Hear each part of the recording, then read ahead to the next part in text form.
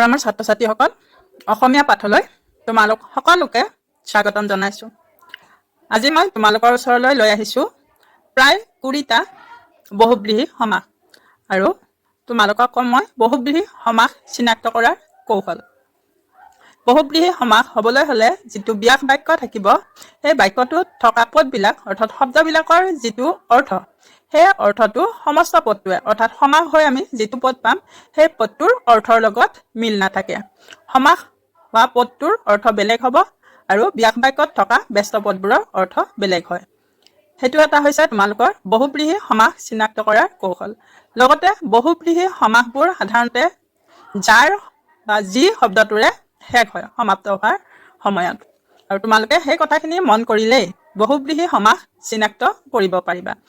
এতিয়া আমি এই 20টা বহুব্ৰীহি সমাস কি কি চাওঁ আহা। প্ৰথমৰ পৰা মন কৰিবা। বিনা আছে পানীত যাৰ, বিনা পানী মানে সৰস্বতী দেৱী।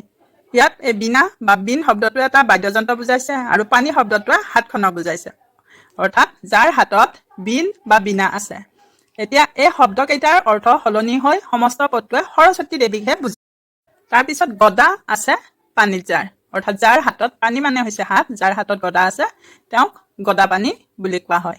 এতিয়া গদা ভীমৰ হাতত থাকে, গতিকে গদা পানী শব্দটোৱে তেওঁক বুজাইছে, কিন্তু গদা আৰু হাত দুইটা শব্দৰ অৰ্থ ইয়াত লুপ্ত হৈছে। নীলা হৈছে অম্বৰ যাৰ, নীলাম্বৰ অৰ্থাৎ বলৰামক বুজাইছে। পদ্ম আছে নাভিত যাৰ, পদ্মনাভ অৰ্থাৎ যাৰ নাভিত বা নাইত পদুম ফুলৰ চিহ্ন আছে বা পদুম ফুল আছে তেওঁক পদ্মনাভ বুলি কোৱা হয়। পদ্মনাথ শব্দৰ অৰ্থ হৈছে বিষ্ণু, গতিকে ইয়াতো ব্যস্ত পদবোৰৰ অৰ্থ একে হৈ থকা নাই, সলনি হৈছে। শুল আছে পানীত যাৰ, শূলপাণি অৰ্থাৎ মহেশ্বৰ।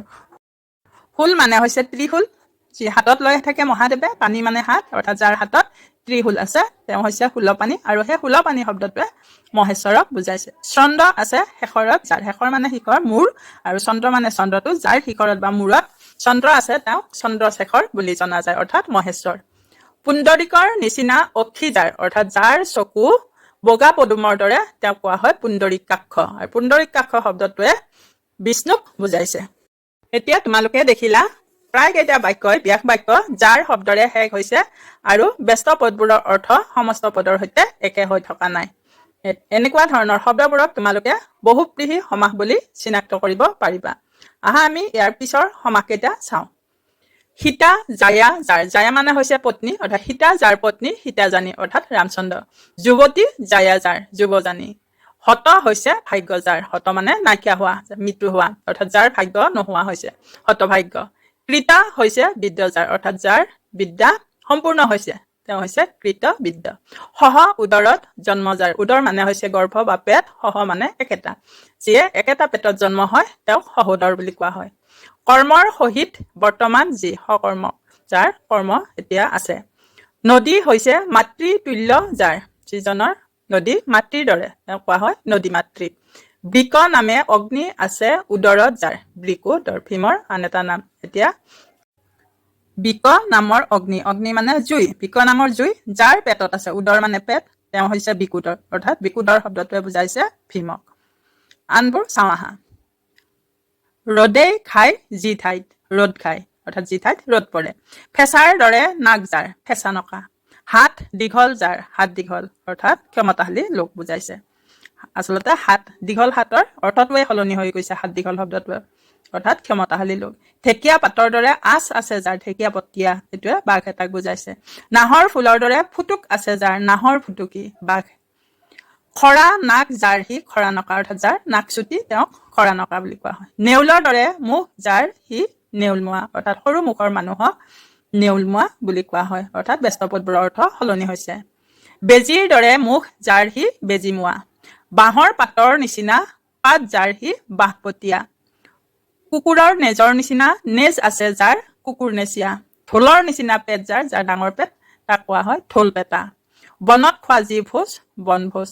বাটৰ মুখত থকা যি চৰাঘৰ, বাট চৰা। বাঘে খাইছে যাক, বাঘে খোৱা। এই আটাইবোৰ সমস্ত পদৰে অৰ্থ ব্যস্ত পদবোৰৰ সৈতে বেলেগ হৈ পৰিছে। এনেদৰে তোমালোকে বহুব্ৰীহি সমাসবোৰ চিনাক্ত কৰিবা। স্থিৰ হৈছে প্ৰতিজ্ঞা যাৰ, স্থিৰ প্ৰতিজ্ঞ, অৰ্থাৎ যিজনে প্ৰতিজ্ঞা কৰিছে। বিগত হৈছে শ্ৰদ্ধা যাৰ, বিতশ্ৰদ্ধ, যিজনৰ শ্ৰদ্ধা, যিটো বস্তুৰ প্ৰতি শ্ৰদ্ধা নাইকিয়া হয়। ৰজা নাই য'ত অৰাজক, পুত্ৰ নাই যাৰ অপুত্ৰক, আদি নাই যাৰ তেওঁ অনাদি, অন্ত নাই যাৰ অনন্ত, জন্ম নাই যাৰ অজ, বিগত হৈছে যাৰ ধৰ্ম, বিধৰ্মা বা বিধৰ্মী। এনেধৰণৰ শব্দবোৰ হৈছে বহুব্ৰীহি সমাস। ইয়াৰ পিছৰখিনি চাওঁ আহা। সমান গোত্ৰ যাৰ, অৰ্থাৎ যাৰ একে গোত্ৰ তাক কোৱা হয় সগোত্ৰ। হাতে হাতে ধৰি কৰা যি যুঁজ হতাহতি, চুলিয়ে চুলিয়ে ধৰি কৰা যি যুঁজ চুলিয়া চুলি, মুখে মুখে কৰা যি যুঁজ মুখামুখি, দবৰে দবৰে কৰা যি যুঁজ দবৰা দবৰি, অৰ্থাৎ মাটিত বাগৰি ইজনে সিজনক ধৰি যি যুঁজ কৰে সেয়া হৈছে দবৰা দবৰি। মনক ৰঞ্জন কৰে যি, ৰঞ্জন মানে হৈছে আনন্দ প্ৰদান কৰা, মনোৰঞ্জন। 7 দিনৰ মূৰে মূৰে ওলাই যি সাপ্তাহিক, এবছৰৰ মূৰত হয় যি বছৰকীয়া। ৰণৰ বাবে আয়োজন কৰা মেল ৰণমেল, কুচক্ৰৰ অধীন যি সি কুচক্ৰী, সংসাৰ ত্যাগ কৰে যি সংসাৰ ত্যাগী, স্বৰ অধীন যি স্বাধীন, জলত চৰে যি জলচৰ, হল ধৰে যি হলধৰ, দৃঢ় প্ৰতিজ্ঞা যাৰ সি দৃঢ় প্ৰতিজ্ঞ, চক্ৰ আছে পানীত যাৰ চক্ৰপাণী, খাটনি ধৰে যি খাটনিয়াৰ, হৃদয়ে গ্ৰহণ কৰে যাক হৃদয়গ্ৰাহী।